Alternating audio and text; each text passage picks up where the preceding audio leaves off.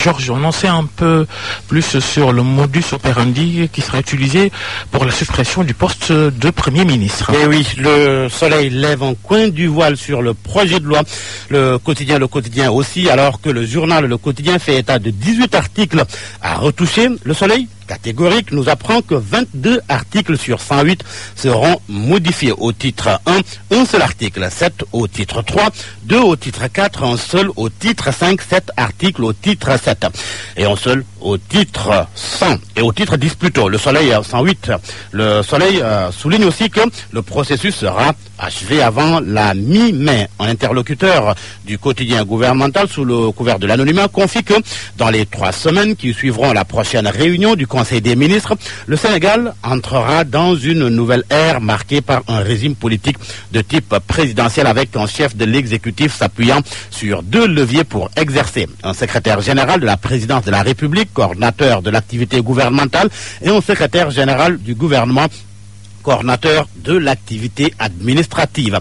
Mais déjà, ce changement de régime politique annoncé divise l'Assemblée nationale, du moins si l'on se fie au journal L'Observateur, le journal du groupe Futur Média, qui annonce que la majorité est en phase avec la réforme pendant que l'opposition redoute un coup fourré, une opposition sur le pied de guerre et qui approche des députés de la majorité. À ce propos, Serigne Bara Dolly confie que certains ont promis de voter contre. Certains députés de la majorité. Réaction d'Abdou Mbow, ce sont les petits esprits qui voient un acte politique ou pas.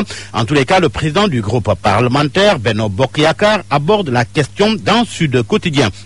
Dans une longue interview, Aimé Rouning se prononce sur la suppression du poste de Premier ministre, les rapports entre l'exécutif et le législatif, la majorité présidentielle, entre autres sujets.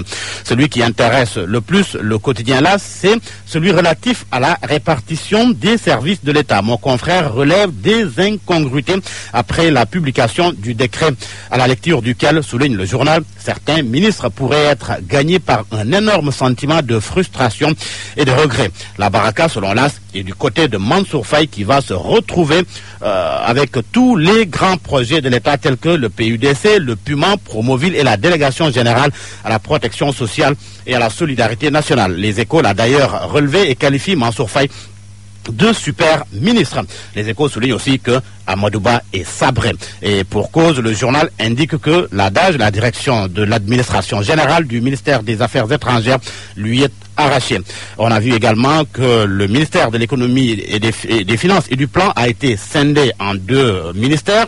Le journal Enquête s'intéresse d'ailleurs à cette scission et parle de conséquences d'une scission à cause des fonds communs. La psychose s'est installée au sein des travailleurs, souligne mon confrère. Abdoulaye Daouda Diallo, le nouvel homme fort. Amadou Ba, le grand perdant selon le quotidien. Enquête, incongruité autour du portefeuille de la coopération. C'est à lire à la page 7 du journal Enquête.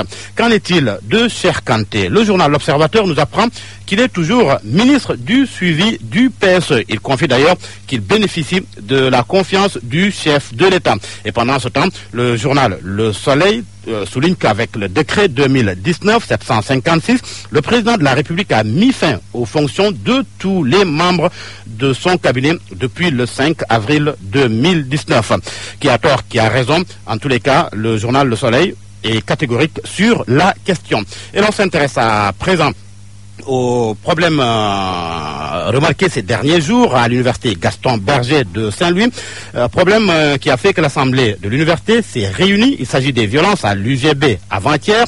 Le journal Les Échos nous apprend que des sanctions contre les étudiants identifiés sont exigées. Le recteur est invité à porter plainte et à faire appel aux forces de sécurité en cas de besoin. Elle demande aux autorités de ne plus reconnaître la coordination des étudiants de Saint-Louis et de traduire ses membres coupables en conseil de discipline. Le même sujet est à la une du journal Le Quotidien qui titre « Violence à l'université de Saint-Louis, l'UGB perd le Nord, le SAES boycotte les cours ». Le personnel qui confie qu'ils n'accepteront pas d'être malmenés par des étudiants.